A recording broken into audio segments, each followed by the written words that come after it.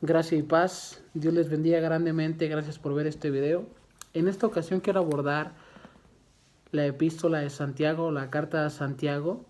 La carta de Santiago nos enseña la salvación por obras. Quizás más de alguno de ustedes ha tenido esta duda al ver el contenido de la carta, que de manera explícita nos dice que una fe sin obras es una fe muerta. Pero veamos su contexto y su contenido. En el capítulo 2, versículo 14 en adelante nos dice lo siguiente: hermanos míos, ¿de qué aprovechará si alguno dice que tiene fe y no tiene obras? ¿Podrá la fe salvarle? Si un hermano o una hermana están desnudos y tienen necesidad del mantenimiento de cada día, y alguno de vosotros les dice, id en paz, calentaos y saciaos, pero no les dais las cosas que son necesarias para el cuerpo, ¿de qué aprovecha? Así también la fe, si no tiene obras, es muerta en sí misma. Es muy claro Santiago en torno a las evidencias de la salvación. Por eso es que Santiago maneja una línea horizontal de la salvación, y las cartas neotestamentarias de Pablo, incluso la carta a los hebreos y hasta los evangelios, nos marcan una salvación vertical. Y cuando nosotros vamos a esta carta, pareciera que es una antinomia, como si estuviera un mensaje contrario, pero es como una moneda que tiene dos caras. Y el Nuevo Testamento, las cartas de Pablo, la carta a los hebreos, es un lado de la moneda, pero Santiago nos hace ver el otro lado de la moneda. Esto no quiere decir que la fe y las obras es igual a salvación. Nos está dando a entender que las obras son evidencias de la salvación. Es por eso que él maneja una línea horizontal, una línea que se vea diametral, de tal manera que nuestras obras se puedan ver. Pero tenemos que ver el contexto para poder yo así afianzar lo que estoy diciendo. En el contexto de Santiago, vea el capítulo 1, versículo 1, dice: Santiago, siervo de Dios y del Señor Jesucristo, a las 12 tribus que están en la dispersión. A las 12 tribus. Este mensaje iba dirigido a judio-cristianos. De hecho, en el Nuevo Testamento, mediante se iba gestando la época de la iglesia, la mayoría de los conversos venían de un trasfondo judío. Y ustedes saben que en el judaísmo había que cumplir el Pentateuco, la ley mosaica, y eran muchísimas leyes, muchísimos rudimentos.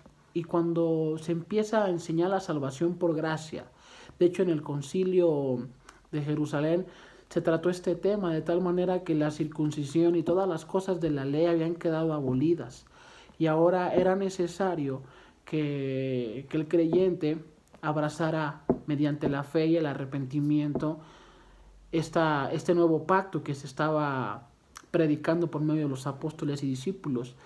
Por ello, este trasfondo es muy importante. Cuando el judío conoce de Cristo y se le predica de esta manera, se va al otro extremo, que es a un extremo de ya no hacer nada. Bueno, la salvación es por fe, es por gracia, no hay que hacer nada. Y Santiago lo reprende porque precisamente en ese tiempo también empezó a darse que había mucho preferitismo, y eso lo vemos porque en la misma carta aborda el tema de la acepción de personas, que en las congregaciones estaba dando que había mucha hipocresía, que llegaba un rico y lo atendían bien, llegaba un pobre y lo menospreciaban. Entonces Santiago, por medio del Espíritu Santo, se ve en la necesidad de tratar este tema de manera horizontal, de tal manera que las obras no son un apoyo a la salvación, sino es una manera de mostrar que somos salvos. Por eso dice: muéstrame evidencias, muéstrame tu fe y yo te muestro mis obras. Esto es una evidencia palpable de un hecho de la regeneración de un creyente. Es por eso que es muy importante hacer el uso de la hermenéutica, que la misma Biblia se interpreta a sí misma, porque si ponemos una balanza, las cartas paulinas, especialmente Romanos y Hebreos, que son cartas con mucho más contenido, tienen un peso enorme sobre la salvación por fe, y la carta a Santiago es un peso pequeño sobre la salvación por obras. Pero tanto Santiago como Hebreos y como las cartas de Pablo son inspiradas por Dios, tienen el mismo peso, pero hay que tener diligencia para poderlas interpretar, porque también otra regla de la hermenéutica es que la Biblia no se contradice. Por lo tanto, viendo este trasfondo de los judíos, que muchos se fueron al libertinaje, otros se fueron a la apatía, tuvieron que tratar precisamente estos problemas, que también se le conoce teológicamente hablando como el antinomianismo. Aquellas personas que totalmente ya no hacen nada, hacen a un lado la ley. Antinomia significa contra de la ley, o sea, se van al otro extremo. Y los 10 mandamientos no fueron abolidos, sino que fueron amplificados por por la persona de Jesucristo. Ahora los cumplimos, pero a la manera del nuevo pacto, no estrictamente como judíos. Y eso pasa en la actualidad en muchas iglesias. Todavía se va al otro extremo de la antinomia, a hacer un libertinaje de la gracia. Pero recalco, Santiago no nos está enseñando salvación por obras, nos está enseñando la salvación de manera horizontal, una manera que se pueda ver. ¿Cómo va a creer el vecino? ¿Cómo va a creer mi familiar que yo soy cristiano? Por medio de las evidencias, por medio de las obras. Por eso es una salvación horizontal, así como también Pedro en el capítulo 3 de su primera carta, versículo 1, nos habla de que la mujer piadosa, por su puro testimonio, puede salvar al marido, puede atraer al marido a la salvación. Esto es muy importante en términos de la salvación horizontal. Nuevamente, haciendo un peso, nos damos cuenta que el Nuevo Testamento, todo el Nuevo Testamento, aborda el tema de la elección, de la predestinación, aborda el tema asimismo de la salvación por gracia. Y Santiago, aunque es un libro pequeño, aborda el tema de la salvación horizontal. Aún haciendo uso de la historia, a Martín Lutero le causaba un poco de conflicto esta carta.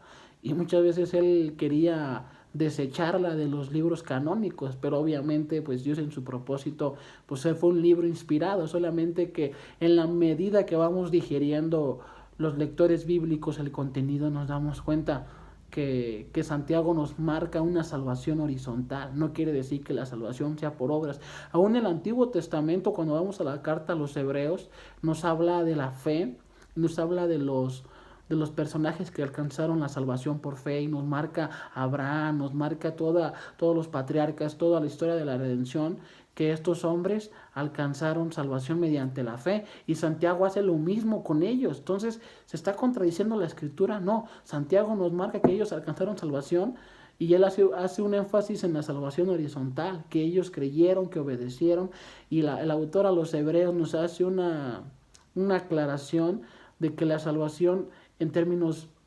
verticales, de que ellos creyeron a Dios y le fue contado por justicia. Es lo que el libro de Santiago nos está enseñando. No quiere decir, nuevamente lo repito, que Santiago nos enseñe que la salvación es por obras.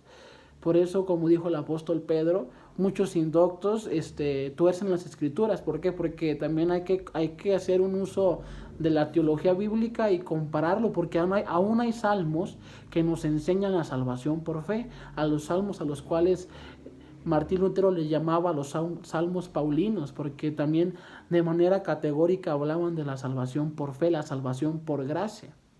Y eso lo vemos desde el Antiguo Testamento, la gracia de nuestro Señor Jesucristo, la gracia de Dios Padre y la gracia del Espíritu Santo obrando en las personas mediante la fe y mediante la promesa del Mesías que estaban esperando.